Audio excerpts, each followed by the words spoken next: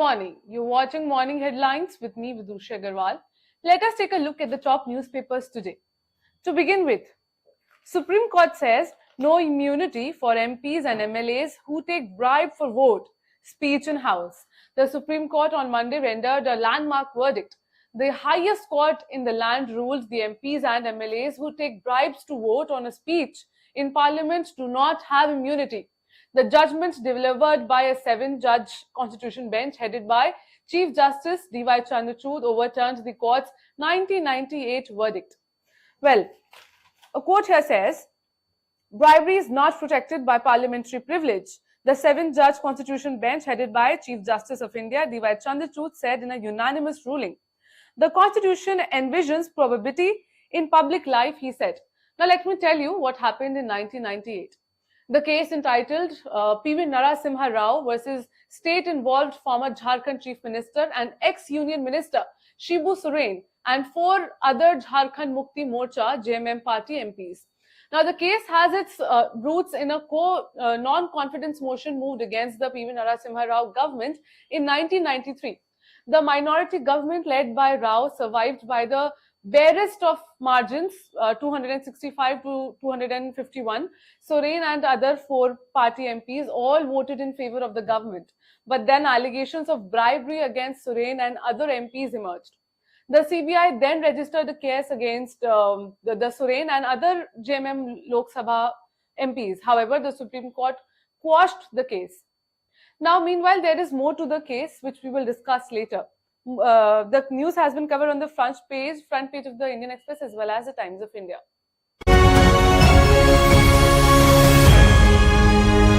Moving on. PM Matlab Bada Bhai. Revant seeks Modi's help for Telangana. Now, Telangana CM A. Revant Reddy referred to Prime Minister Modi as Bada Bhai while seeking support from the centre to develop his state. Unlike former Telangana CM K. Chandrasekhar Rao, who skipped meeting Modi several times, Reddy flew to Adilabad, where the PM arrived in the morning to inaugurate several projects. Addressing to the Prime Minister in Hindi, Reddy said, "हमारे हिसाब से प्रधानमंत्री मतलब बड़ा भाई. Only with his help can chief ministers take their states forward. It is my request that if Telangana has to progress, if it has to move ahead like Gujarat, your help is required." Pointing out that Telangana is the land of brave tribal leaders, Ramji Gond and Komaram Bhim, he said that the BJP always prioritized the empowerment of tribals, and the NDA government made Draupadi Murmu the President of India. Attacking the previous Bharat Rashtra Samiti government, Modi said that the Kaleshwaram lift irrigation project is a mega scam committed by it. TRS changed to BRS, but their corruption and dynasty politics did not change, he said. The news has been covered on the front page of the Indian Express.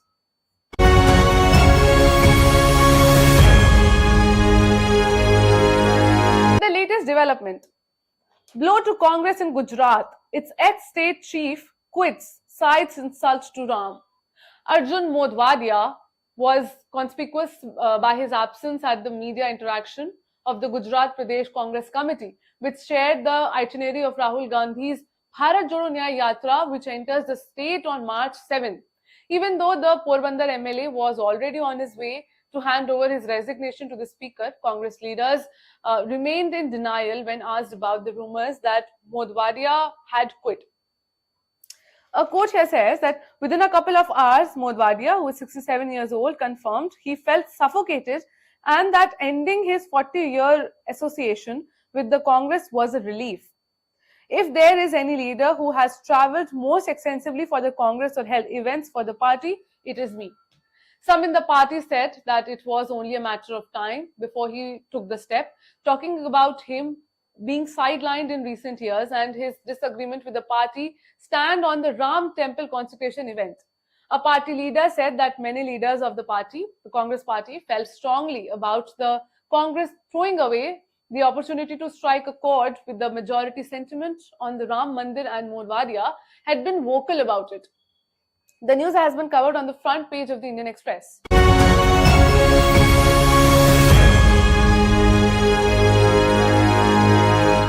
Let Let us now take a look at the international section. Major relief for Trump as Supreme Court restores him to Colorado primary ballots. The US Supreme Court handed Donald Trump a major victory on Monday as he campaigns to regain the presidency, overturning a judicial decision that had excluded him from Colorado's ballot under the constitutional provision involving insurrection for inciting and supporting the January 6, 2021 Capitol riots. A quote here says, the ruling was issued on the eve of Super Tuesday, the day in the US presidential primary cycle which the most states hold party nominating contests. Meanwhile, the Supreme Court heard arguments on February 8. Trump's lawyers argued that he is not subject to the disqualification language because the president is not an officer of the United States, that the provision cannot be enforced by courts absent congressional legislation, and that occurred on January 6 was shameful, criminal and violent, but not an insurrection. The news has been covered on the world page of the Indian Express as well as the Times of India.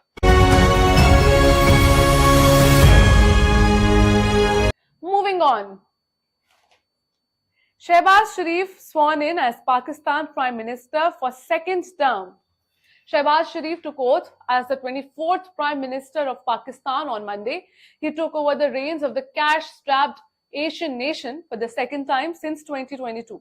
The title of Pakistan's Prime Minister returns to Shehbaz Sharif after his 16-month-long stint in the top coveted position from April 2022 to August 2023. The ceremony was attended by former Prime Minister Nawaz Sharif, Punjab Chief Minister Maryam Nawaz, and other PMLN workers. PPP leader and Sindh Chief Minister Murad Ali Shah was also present on the occasion. Let me tell you that Pakistan has got a leader after several months, and the government which Shehbaz Sharif will lead is expected to face many challenges, including soaring inflation, unemployment, debt burden, low human capital development, and slow energy shortages. Due to its economic instability, Pakistan's development and prosperity have been severely hampered. The people of the country also are facing the brunt of the rising cost of essential items, including basic food products, electricity bills, etc. The news has been covered on the world page of the Times of India as well as the Indian Express.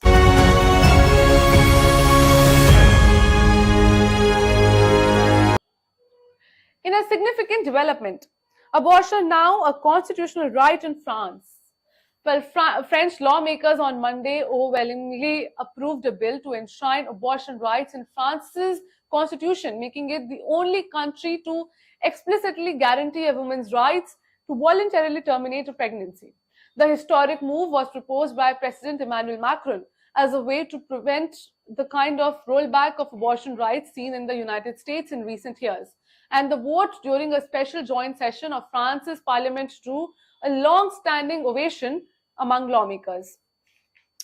A quote here says that the abortion rights are more widely accepted in France than in other countries, many countries, with around 80% backing it as legal.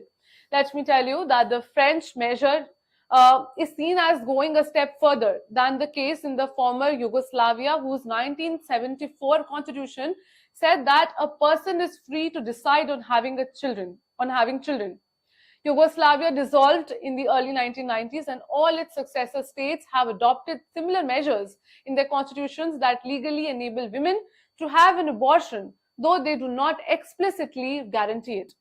The news has been covered on the world page of the Times of India as well as the Indian Express.